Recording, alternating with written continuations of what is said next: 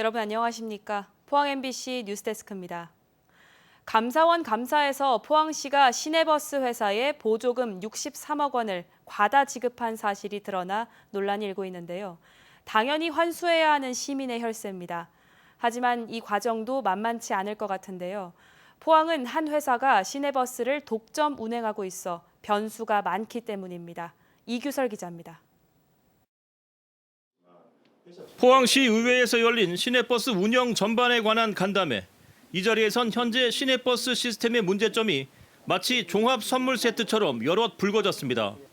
우선 2017년부터 4년간 과다 지급된 보조금 63억 원을 환수하는 것부터가 만만치 않을 것으로 예상됩니다.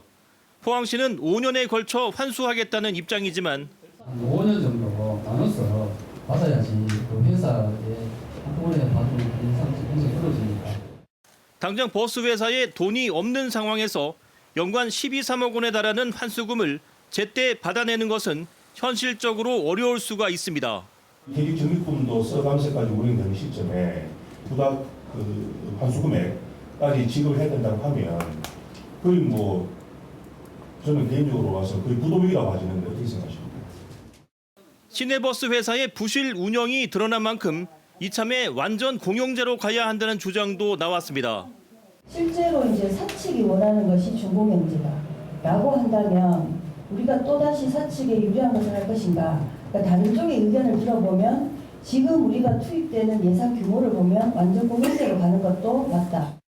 하지만 올해 포항시가 시내버스 회사에 지급하는 보조금은 400억 원에 달할 것으로 예상되고 준공영제 도입 시 비용은 지금의 2배, 완전 공영제는 준공영제보다 훨씬 더 많은 예산이 필요해 쉽게 결정할 수 있는 문제가 아닙니다.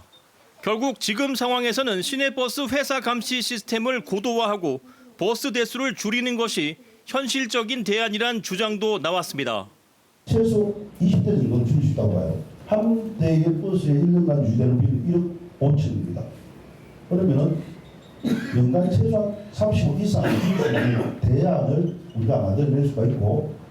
한편 이날 간담회에는 포항 지역의 유일한 시내버스 회사인 코리아와이드 포항 관계자가 언론 비공개를 전제로 출석해 이번 달부터 경영진 급여를 50% 삭감하는 등 경영 자구책 마련에 적극 나서겠다는 입장을 밝혔습니다.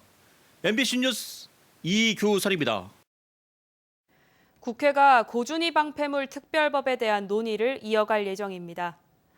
국회 산업통상자원 중소벤처기업위원회 소위원회는 오는 24일 고준위 핵 폐기물 특별법과 관련해 현재 계류돼 있는 3개 법안을 놓고 토의를 재개합니다. 원전 부진의 저장을 법적으로 가능하도록 한 3개 법안에 대해서 환경단체의 반발이 높은 가운데 현재 부진의 저장이 가능한 고준위 핵 폐기물의 용량을 두고 여야 간의 입장 차이가 크게 벌어져 있어 여전히 의견 조율이 쉽지 않을 거라는 관측이 나옵니다. 경주시가 지난해보다 2배 정도 많은 1조 원 규모의 기업 유치에 나서서 지금까지 3건의 투자 협약을 맺었습니다. 기업 투자를 확대하기 위해서 산업단지 규모 확대와 개선 사업을 비롯해서 경제 자유구역 지정 추진에도 나서기로 했습니다. 임재국 기자가 보도합니다. 경주시 안강읍에 조성된 검단 일반 산업단지입니다. 93만여 제곱미터 규모로 잇따라 투자 기업이 들어섭니다. 경주시는 플라스틱 제품을 생산하는 미국계 기업과 공장을 이전하고 증설하는 800억 원 규모의 투자 협약을 체결했습니다. 이 기업은 오는 2027년까지 검단 산업단지에 용강공단의 설비를 이전하고 새로운 제품 공장을 세우기로 했습니다. 그 설비를 검단공단으로 옮기게 되면은 현재 설비의 약 한 2배 가까이 생산 설비를 늘릴 거고 신규로 들어서는 공장이기 때문에 그 부분은 약 한 40명 내지 50명의 신규 고용 인원 창출이. 이에 앞서 경주시는 검단 산업단지에 반도체용 전자소재 전문기업과 630억 원 규모의 투자 양해각서를 체결했습니다. 또 자동차 외장 제조기업과 경주 명계 3산업단지에 공장을 증설하는 투자 협약도 맺었습니다. 경주시는 올 들어 지금까지 모두 3건 1,600억 원 규모의 투자를 유치했습니다. 지난해에는 저희들 12건에 약 5,330억 원 투자 유치를 체결한 바 있습니다. 그래서 올해는 그 지난해 그 투자 유치 실적을 좀 발판으로 삼아 올해는 저희들이 한 13건에 약 투자 규모 1조 원 규모를 그 투자 목표를 잡고 기업 투자 목표를 지난해보다 2배 정도 높게 잡은 경주시는 다양하고 적극적인 지원책 마련에 나섰습니다. 경주에 아주 안착할 수 있도록 여러 가지 행정적인 지원은 물론 외투기업 유치에 따르는 그런 현금 지원 이런 부분도 차질없이 진행될 수 있도록 모든 노력을 다하겠습니다. 특히 산업 기반 확충을 위해 올해 산업단지 대개조 사업을 시작한 데 이어 외동과 천북 지역 산업단지를 전기차와 관련된 소재 부품 장비 특화단지로 조성하고 건천 4산업단지 인근에 경제 자유구역 지정도 추진합니다. MBC 뉴스 임재욱입니다. 경상북도는 4차 산업혁명 핵심 기술 개발 사업에 참여할 기업과 연구기관을 모집합니다. 신규 선정된 6개 사업자에게는 최대 2년간 연간 1억 원 내외의 사업비가 지원됩니다. 특히 올해는 기존에 지원했던 17개 분야 외에 인공지능과 메타버스, 2차 전지 등 경상북도가 중점적으로 추진 중인 분야로 지원 대상을 넓혔습니다. 경상북도는 2015년부터 4차 산업혁명 핵심 기술 개발 사업을 추진해서 지금까지 41개 기술 개발을 지원했습니다. 대구 지역 아파트 거래량이 최근 눈에 띄게 늘고 있습니다. 거래량은 선행지표로 여겨지기 때문에 앞으로 부동산 시장이 침체에서 벗어날 거라는 전망도 나오기 시작했는데요.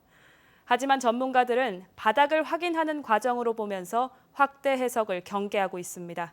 보도에 신병철 기자입니다. 대구 지역 아파트 매매 시장에 최근 의미 있는 변화의 바람이 불고 있습니다. 한국부동산원에 따르면 올해 1분기 아파트 거래 건수는 4,369건으로 직전 분기에 2,579건보다 69.4% 늘었습니다. 월별 거래량도 올해 1월 874건, 2월 1,525건, 3월 1,970건으로 급증하는 추세입니다. 금리가 정점을 찍었다는 전망이 나오면서 시장에 대한 기대 심리가 작용한 것으로 해석됩니다. 돈을 빌릴 때 돈이자 부분이 줄어들다 보니까 이제 그런 영향으로 인해서 앞으로 부동산 시장에 홍기가 좀 들어오는 거 아닌가, 시장에서는 이제 그렇게 좀 기대감을 가지고는 있는 입장입니다.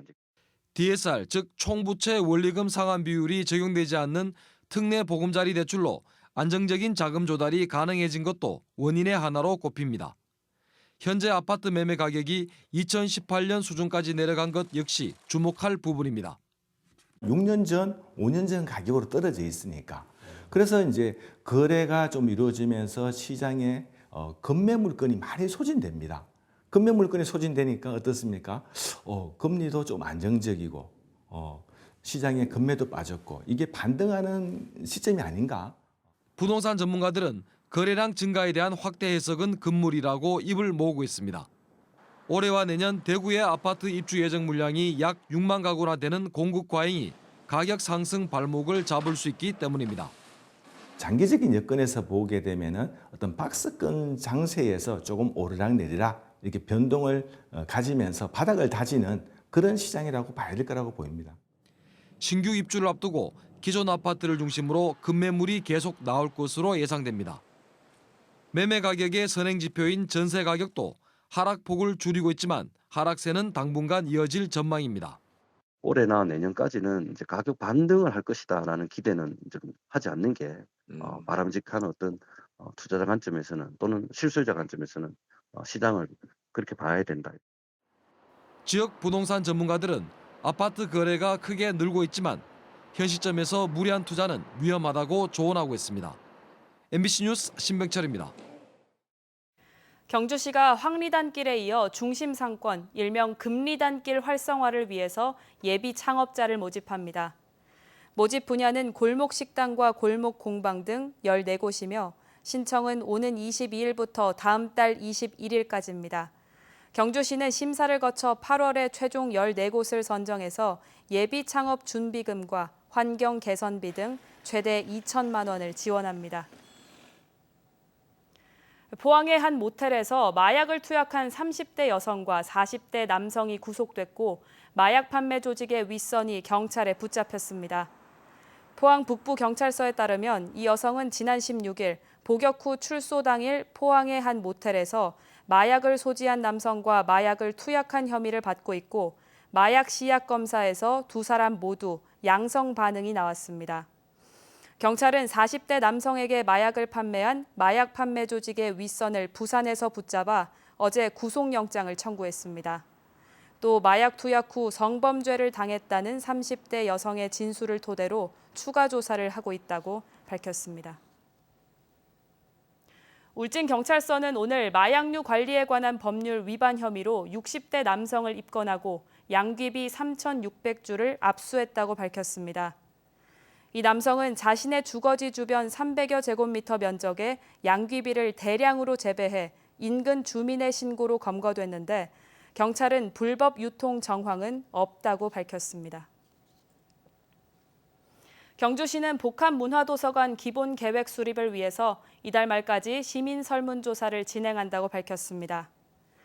설문조사는 도서관 홈페이지나 포스터 QR코드를 통해 의견을 받고 정보 취약계층에 대해서는 현장 방문과 대면 조사를 거칠 예정입니다.